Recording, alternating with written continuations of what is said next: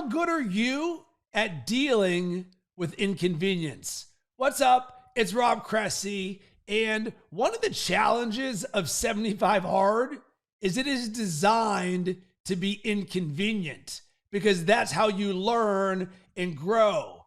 And one of the biggest areas where it is very inconvenient is with the two workouts, 45-minute indoor, 45-minute outdoor, and they're spaced apart so you can't be doing them back to back. So right now I am doing my first workout at 6 a.m. every single day. And then after that, I've got the next 12 to 15 hours to create the time to get in the second workout. But here's the thing.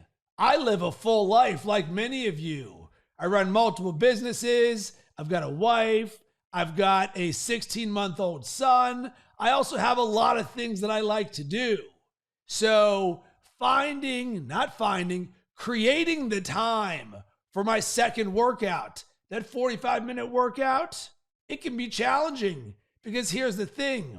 My son goes to bed, or we start the evening routine process right around 5:30. So between 5:30 and 7 is off limits.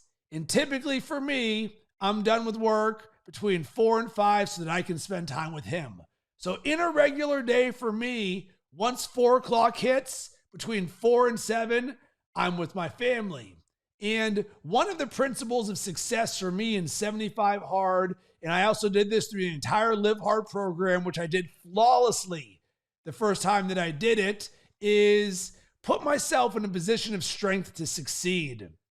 The people who fail at 75 Hard are the ones who leave things for the end of the day.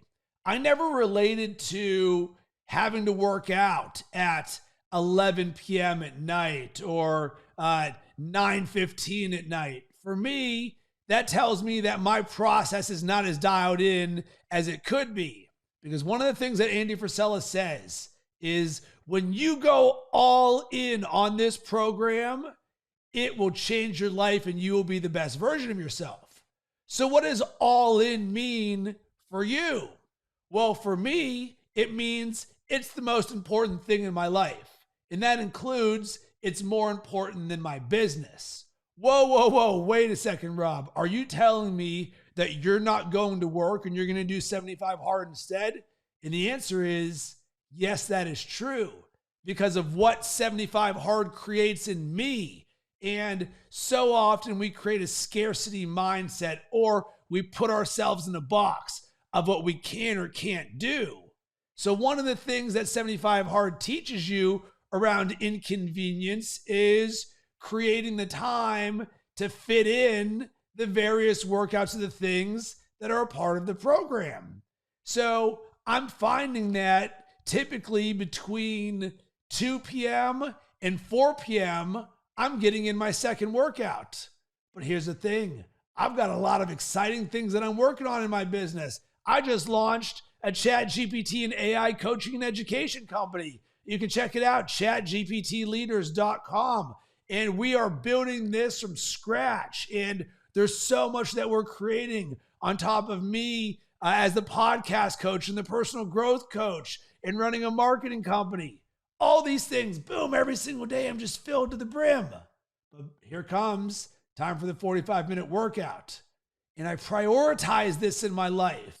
And I've allowed myself to say, you know what?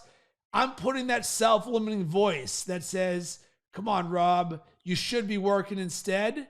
And I throw that in the back because I know that 75 days is a small price to pay for me to be the best version of myself.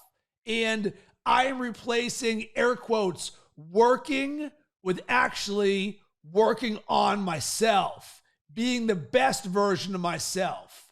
And in doing so, I'm not taking a zero for that time. Instead, I'm flipping the story that I'm telling myself, and I'm paying my dues at an inconvenient time, and I'm doing so every single day for 75 straight days because it's teaching me something about myself, and it will for you too, that I am somebody who specializes in overcoming inconvenience. Think about that as a skill for yourself. How good are you at overcoming inconvenience? And welcome to life. Just when you think you've got plans, life is like, nah, dog, I got something else that's going to come your way. And this is actually why I did 75 hard in the first place, because life threw me a ton of curveballs, and I didn't like the way the first 2 months of the year went. So boom, I'm going to change that, and I'm going to do something about this. So I encourage you to think about how you can cultivate the skill of overcoming inconvenience and instead take action in the face of inconvenience. Be aware of that self-talk that you're telling yourself about things. Oh my God, why is this messing up my day? Nah, one of my declarations, I am in flow. And I see myself just surfing the wave of life, the ups and the downs, because life is going to have both convenient and inconvenient moments.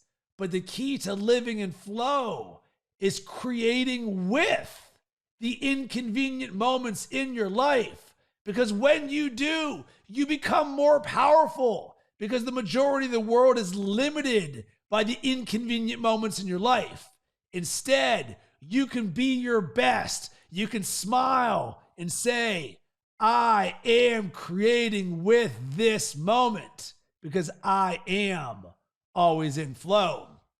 And if this is something that resonated with you, I would love to hear from you. Hit me up on social media at Rob Cressy. I've got some great resources I can send your way about living and overcoming inconvenience.